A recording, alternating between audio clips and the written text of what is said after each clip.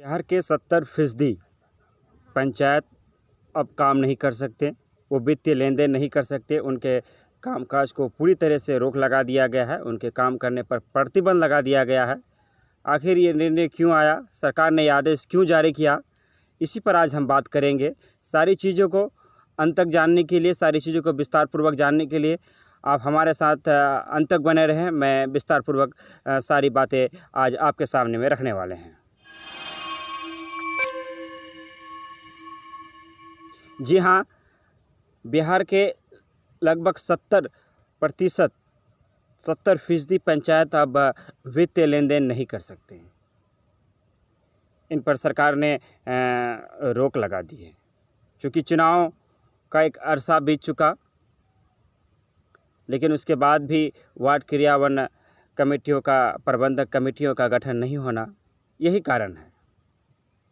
जब हम सरकार की आदेश का अवहेलना करते हैं, हम नियम को ताक में रखकर काम करते हैं, तो इसके नतीजे बुरे होते हैं और कहीं ना कहीं इसका नुकसान समाज को भी भुगतना पड़ता है, क्षेत्र को भी भुगतना पड़ता है और प्रतिनिधियों को भी भुगतना पड़ता है। कई वार्डों में पुराने जो वार्ड क्रियान्वयन कमेटियाँ वही काम कर रही थी, वित्तीय लेन देन का वही देख रहे थे, जबकि पंचायती राज मंत्री स्मार्ट चौधरी ने कहा है कि वित्तीय लेन देन की सारी जिम्मेदारी वार्ड क्रियान्वयन कमेटियों पर होती है और जब तक कमेटियां गठन नहीं होती तो वित्तीय लेन देन नहीं किया जा सकता। लेकिन चुनाव का एक अरसे बाद भी कमेटियों का गठन ना होना ये एक कारण है।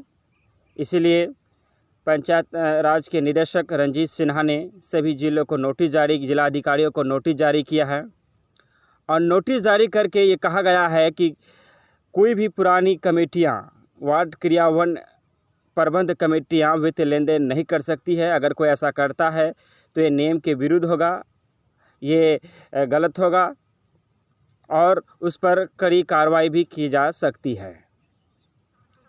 बिहार में अब तक मात्र 30% पंचायत ही है जो वार्ड क्रियान्वयन प्रबंध कमेटियों का गठन किया है। बाकी अब भी 70% पंचायतों ने वार्ड क्रियान्वयन प्रबंध कमेटियों का गठन नहीं किया है।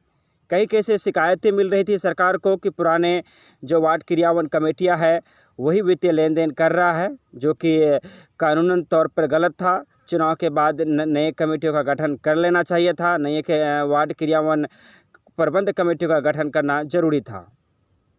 इसी वजह से सरकार ने अब सभी जिले को अधिकारियों को नोटिस जारी करके ये आदेश जारी किया है कि कोई भी वार्ड 70% वार्डों को जो नोटिस जारी किया कि अब वो वार्ड वित्तीय लेन देन नहीं कर सकते हैं। वित्तीय लेन देन सिर्फ वही वार्ड कर सकते हैं 30% वार्ड जिन्होंने नवगठित वार्ड क्रियान्वयन कमेटियों का गठन कर दिया गया है।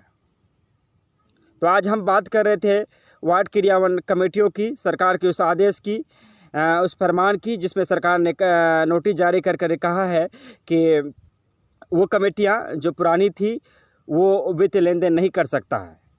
क्योंकि वित्तीय लेन देन करने की पूरी जिम्मेदारी वार्ड क्रियान्वयन कमेटियों का होता है, तो सरकार बार बार कह रही थी, सरकार बार बार आदेश जारी कर रहा था कि जल्द से जल्द कमेटियों का गठन किया जाए, लेकिन नियम को ताक पर रखकर सरकार की बातों का अवहेलना कर 70% से ज़्यादा पंचायतों ने इस काम को नहीं किया और कहीं कहीं तो पुराने कंपनियों ने वित्तीय लेन देन भी कर दिया है, लेकिन अब पूरी तरह से इस पर प्रतिबंध लगा दिया गया है। अगर अब भी कहीं पुरानी कमेटियों द्वारा वित्तीय लेन देन किया जाएगा तो ये गैरकानूनी होगा और उस पर सरकार का रवैया काफ़ी सख्त हो सकता है। सरकार ने पंचायतों के लिए एक और योजना जारी किया है, जिस हर पंचायत का अपनी एक वेबसाइट बनेगी। उस वेबसाइट में पंचायत का पूरा बायोडाटा होगा। उस वेबसाइट के बनने से पंचायत को क्या बेनिफिट मिलेगा, उस वेबसाइट के बनने से पंचायत को क्या फ़ायदा मिलेगा और वेबसाइट को बनाने के पीछे सरकार का मकसद क्या है, कल हम इन सारी बातों को आपके सामने में रखने का काम करेंगे। आज के लिए हम आपसे लेते हैं विदा, लेकिन आपसे हमारी गुजारिश है कि अगर आप हमारे चैनल पर नए हैं तो हमारे चैनल को सब्सक्राइब ज़रूर करें, बेल आइकॉन भी दबा दें, चूँकि ताकि इसी तरह से आपको अच्छी खबरें और ज्ञानवर्धक खबरें आपको रोज़ मिलता रहे। मैं रमीज़ रज़ा, आप देख रहे थे मिशन सक्सेस बिहार। धन्यवाद।